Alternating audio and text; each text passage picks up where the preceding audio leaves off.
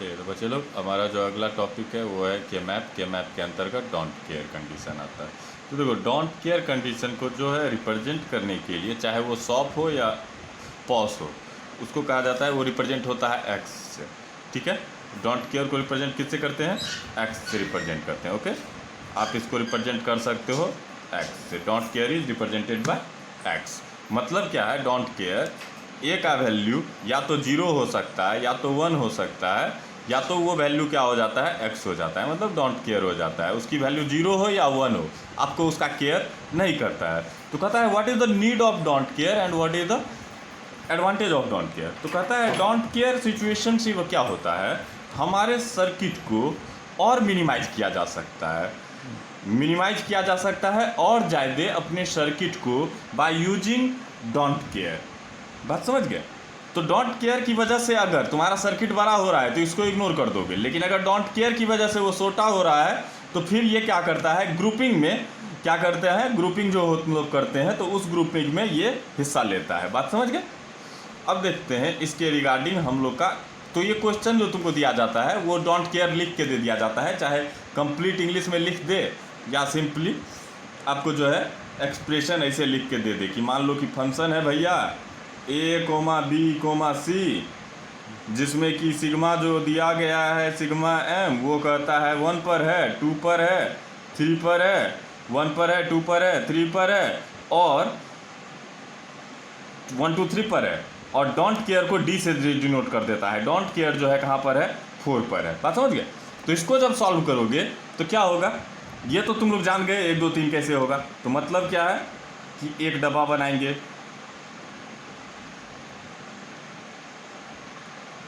3 variable है मतलब 8 dub cell बनेंगे।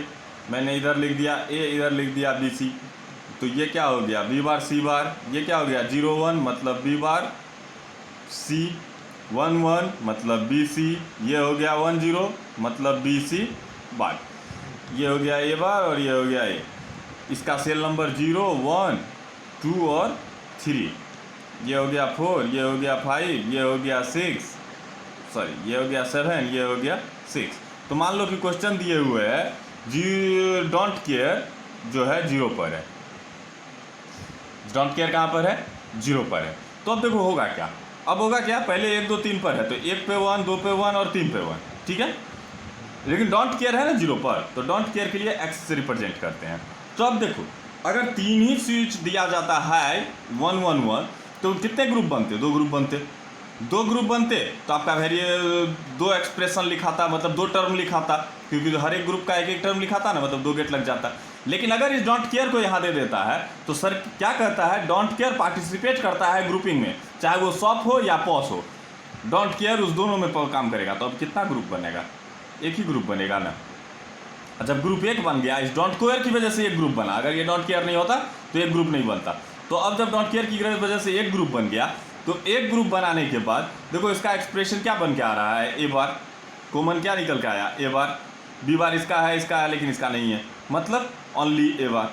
लेकिन अगर ये डोंट केयर नहीं होता, if this don't care is not available, तो इसका आंसर क्या होता? क्योंकि 2 ग्रुप होता, ये ग्रुप और ये ग्रुप, तब क्या निकल के आता? इससे आता तुम्हारा ए बार और इससे बी बार ने सी आ जाता, प्लस इस ग्रुप से क्या आता? ए बार बी हो जाता। तो देखो डोंट केयर नहीं रहने पर इतना बड़ा होता, लेकिन अगर हम डोंट केयर का यूज करते हैं तो हमारा बस इतना बड़ा होता है। तो डोंट केयर का काम क्या है? It is used for minimising the expression. ठीक है, ये जो है और ज़्यादा मिनिमाइज करने का काम करता है सर्किट को, अगर आप डोंट केयर कंडीशन का यूज़ करते हैं तो। एक चीज़ और, डोंट केयर जो है बुलियन अलजेब्रा में नहीं होता है। डोंट केयर का सपोर्ट जो मिलेगा आपको सिर्फ और सिर्फ के मैप में मिलेगा। ओके, तो अगर क्वेश्चन दे दिया तुमको और डोंट केयर दे दिया तो समझ गए क्या करना है। चलिए अब एक और क्वेश्चन आपको मैं बता देता हूँ कि डोंट केयर में क्या क्या ध्यान रखने की ज़रूरत है। ये तो कर लिए, पार्टिसिपेट करवा दिए और हमको डोंट केयर मिल गया।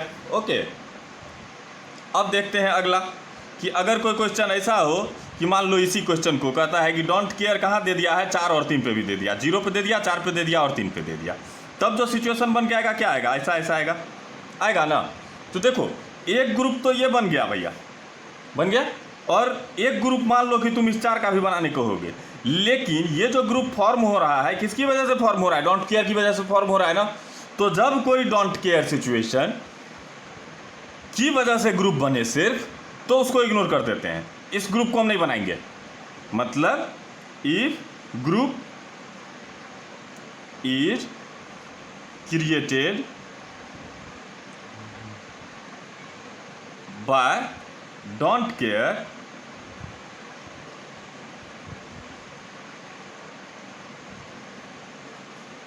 value, then we can ignore it for forming expression। बात समझ गए? ये जो हमारा बन रहा है इसकी वजह से बन रहा है। क्या जरूरत है इसका भैया? वो दोनों तो मैं काम कर गया, तो इसको आप इग्नोर कर दीजिए। बात समझ में आ गया? तो डोंट केयर मेरा एक ऐसा वेरिएबल है जिसका इस्तेमाल हम लोग किसके लिए करेंगे? मिनिमाइज करने के लिए। लेकिन अगर उसी की वजह से एक्सप्रेशन बड़ा हो रहा है तो उसको क्या कर देंगे? इग्नोर कर देंगे। ओके, बात समझ में आ गई? तो this is your don't care situation. चलिए एक और कर लेते हैं।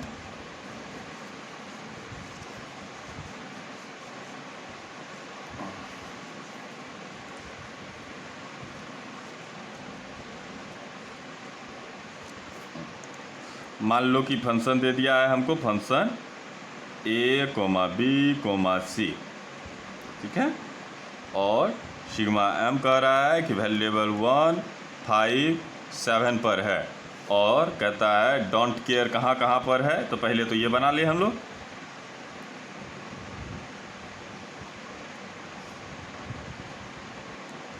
बच्चे आप लोग पढ़ते नहीं हो, मेरा कुछ लोग है क्या?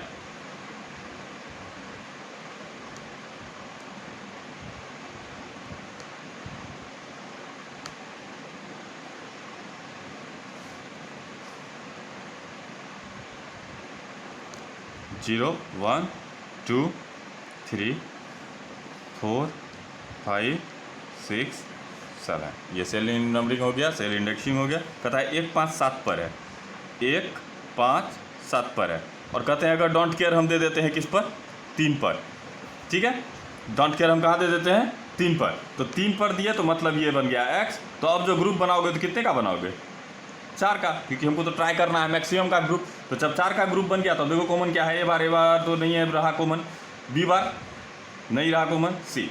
तो इसका जो मिनिमाइज एक्सप्रेशन निकल के आया वो सिर्फ और सिर्फ सी निकल के आया। बात समझ गए? अब नेक्स्ट एग्जाम्पल में देखते हैं कि मान लो कि यही एग्जाम्पल को मैं मान लेता हूँ तीसरा एग्जाम्पल। 2 एग्जाम्पल हो गया, अब तीसरा एग्जाम्पल। तीसरा एग्जाम्पल में कह देता हूँ कि ये 3 है, और क्या कह देते हैं? 3 के बाद हम कह देते हैं 2 पे भी डोंट केयर है। मान लो यहाँ भी डोंट केयर है, तो कहा कि डोंट केयर पार्टिसिपेट करता है, लेकिन लो ये वाला ग्रुप बनेगा। लेकिन भैया ये ग्रुप किसकी वजह से बना?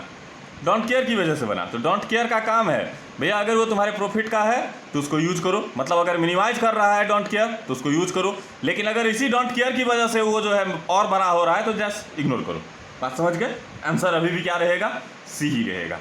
बात समझ गए? क्लियर? चलिए, तो सारे क्वेश्चन आपके पास हैं, बनाइए। कोई क्वेश्चन है तो सेंड कीजिए, नहीं है तो मेरा आज के टॉपिक के बाद सॉफ्ट एक्सप्रेशन के तहत, सॉफ्ट फॉर्म के तहत के मैप फिनिश हो गया। बात समझ गए? नोट्स बनाइए, सेंड कीजिए मेरे को। नोट्स बनाइए अपना और सेंड कीजिए। आपके पास नोट्स भी है, उस नोट्स का यूज कीजिए। वीडियो है, उसके मदद से अपना नोट्स बनाइए, क्योंकि वो किसी स्टूडेंट का ही नोट्स है ना बच्चे, तो उसका ऊपर नीचे हो सकता है। तुमको क्या समझ में आया तुम उसके हिसाब से नोट्स बनाओ। Okay, thank you, good night. कल मिलते हैं। के मैप को अब हम लोग पढ़ेंगे नेक्स्ट चैप्टर में, पॉज के अंतर्गत। किसके अंतर्गत? पॉज के अंतर्गत, मतलब प्रोडक्ट ऑफ सम में कैसे हम के मैप बनाएंगे। Thank you.